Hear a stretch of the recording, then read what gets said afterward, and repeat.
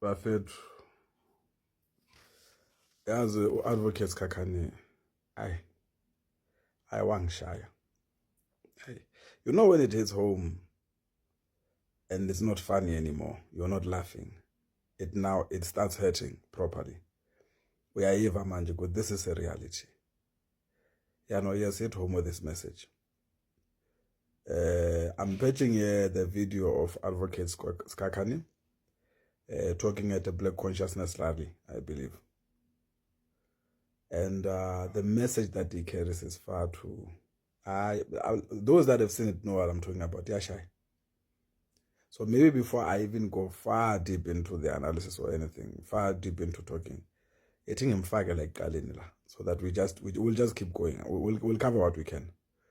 Let me highlight that number one, I can't patch the whole video, it's long. So I've reposted the video on my timeline, but I'm just gonna put the sections of the video that we can discuss. What is it that makes us betray one another even when we have the so-called political power? What is it that when our leaders are released from jail in 1990 and 1992, they did not go to the grave of Robert Sobukwe? They did not go to Tsigi Bigo, the wife of Steve Bigo. They didn't go to the wife of Robert Mangaliso Sobukwe. They went to Verwoerd's wife to hug and kiss her.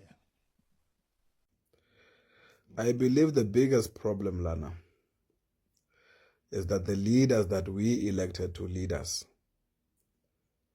in 1994, that came out of the ANC, were they themselves already colonized or neo-colonized, that they were not fit to actually lead South Africa into what we wanted South Africa to be post the 1994 elections. And I think that is the problem that we are having right now, of these leaders where they've been selling each other out and so forth. My question is, when the people of South Africa, the majority of the people of South Africa who are black, when they queued in the polls in 1994, what were they voting for? Were we voting for the right to vote? Or were we voting so that we can change the economic situation of our people and the social conditions of our people? Or rather, our own social conditions, let me put it that way. So those that queued, our fathers and mothers that queued, and our grandfathers, to vote in 1994, they were voting for a change of the economic and social conditions of their time, of which today we are dealing with the worst situation of what they were dealing with in 1994 when they were voting. I am saying that because unemployment is worse today. I'm saying that because black lives have lost more value under the administration of the black people and the worst administration that we have today in South Africa than it has ever lost, even during the times of apartheid. That's how horrible it is. That we must say that, and that this will cause social tension on social media, because it's the truth. Okay? It is horrible now that we are dealing with the situation that we are dealing with, whereby we even believe that black lives have lost more value than they lost during the time of apartheid, because our leaders have shown no compassion towards our people. What do you want? That is the truth. So I want us to go back and say, what did we vote for in 1994? We were voting to change the social and economic condition of the black people in South Africa. The next question becomes, have the social and economic condition of black people in South Africa changed? The answer is yes. The other question becomes, has it gotten worse or has it gotten better? It has gotten worse. It has gotten worse, whereby today you have graduates out of university that are sitting on corners selling sweets and selling archer because they have no economic opportunities. Okay? It has gotten worse, so much so that all the spaza shop in the townships are now taken by foreigners. It has gotten worse that right now, black people, when they demand a better standard of living, better wages, they are shorted by the establishment. That's how worse it has gotten. I'm asking each one of us to make sure that the suffering, the death of people in Marikana, in Phoenix, in Guguletu, in Nyanga, in Langa, in Sharpeville, and everywhere else where an African blood has been spilled must not happen in vain. You may be next. You definitely may be next. And this again, let me go to the discussion of the value of the life of people, the value of the black man in his land.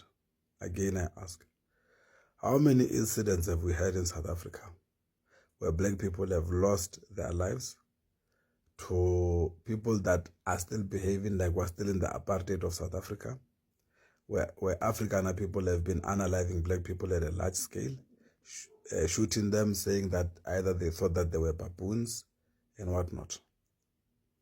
And in the scale, in the great scale of that, what has your government done? In the majority of the situation, our government is entirely silent. The leadership that we have elected into power is entirely silent. Doesn't say anything, because it does not want to upset the white power structure that controls the economy. Because they are nothing but the custodians of a system that belongs to the white man. How many have we had? All right. We have had scenarios of black women being eaten by pit bulls because of their bosses. Nothing has happened. I don't even know what has happened, if there was a case or whatnot. We have had scenarios where there were black people that were put in coffins and stuff like that. It was put on social media. Not much has happened. There have been scenarios where, I'm not even going to mention situations where black people are called kephas and whatnot, because those ones happen every day. There was a situation whereby, this recent situation where the black people were shot at and then they were fed to pigs. Nothing happened. Your leadership was silent. The worst scenario is the recent scenario of the food poisoning that has happened to kids, where we have lost over 20 black children. The only time our president spoke is when he said that illegal foreigners that should not be owning shops and illegally operating shops in South Africa should go and register, which is already against our policies and constitution. And that's what the president said. And not once has he said anything of value that has to do with the families that are dealing with the loss of life for their children. Not once has he went to any of these families to offer his condolences. Not once did the government assist these families with anything. And that's the leadership we voted for. And again, I say, South Africa has leaders that can take it forward. The biggest problem we have is that those leaders are not the one in the union building. The leaders that are in the union buildings are not leading. They're standing in front of us so that we don't go anywhere. They're gatekeeping, in a nutshell. I want us to understand this in the context of what Advocate Skakan is saying, because in that context, we have a bigger problem. Okay? We should always be worried about the loss of black lives, because tomorrow it could be you, it could be me, it could be our loved ones. And we have been tuned to become ignorant to the loss of black life because we've been made to believe that it means nothing. I said a different statement to add to what Advocate Skakan is saying. And my statement was saying that if the food poisoning that happened as a result of this illegal Pakistani operating shops in South Africa had happened and a few white children had lost their lives, South Africa would be in a completely different sphere. You would have seen that your president is active. You would have seen the support that the president and the administration would have offered to the families. But you are black and you are worthless. And that is the act and conduct of your own leaders that you have voted into parliament and into the union building. They're showing us exactly that, the middle finger. Sazo way afoot. We can spend, how many years is it now? 11 years. We've been asking one man to say sorry. And he hasn't. And when I say one man, I don't mean Cyril Ramaphosa only. I mean the entire cohort that administered the death of their own people. We're not asking for money. they can't say sorry. It's not because of pride, by the way. It's because the value of your life, because you are black, because you are African, is not recognized. I tell you now, the day 2 white South Africans die the way we have died, this country will change. I don't know whether for the better or the worse, but it will change. If you still do not understand what this video is about, you are too late. Call your Puma. You are lost. You are beyond saving. We can't do anything to save you. It's fine. There's nothing that we can do. Okay, what the advocate has said here, I don't even know what to say. I don't know if there's anything I can add, except for things that I've echoed before about not only the uselessness of this government, but the lack of empathy and the lack of love for their own people. And the advocate here has uttered it very well and very proper. You can sit and argue and defend your president and whatever. The proof is in the pudding. Let's continue. We are a pathetic lot, if we must admit. We are a pathetic lot because we are a majority that should not accept one woman, one African woman, one African man to go to sleep, to bed hungry. We shouldn't, if we valued our lives. For this last point, I'm going to say, right now, I've said before, we're having a huge pandemic of youth in drugs, youth unemployment, and high teenage pregnancy.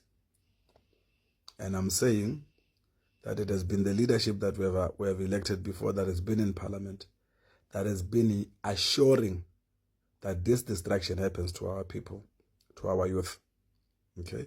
So that it is easy for them to sell the land, so that there is very little people to oppose them when they sell us out to their own white masters. That the people who are supposed to take up the baton and fight for this country would not be able to do so, because they would be caught up in drugs, and they're caught up in high teenage pregnancy. So they're caught up in the system whereby they are grateful for the 350 rand instead of a proper, decent living wage.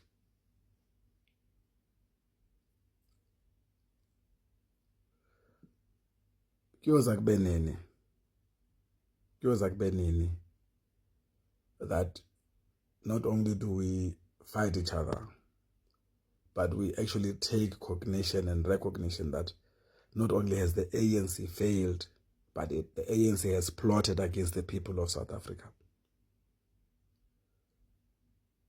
When are we going to admit that? When? Or are we going to continue being in denial? That there is so much. I have so much to say, and yet I can't find the words. Yeah. I hope not to the message by 7.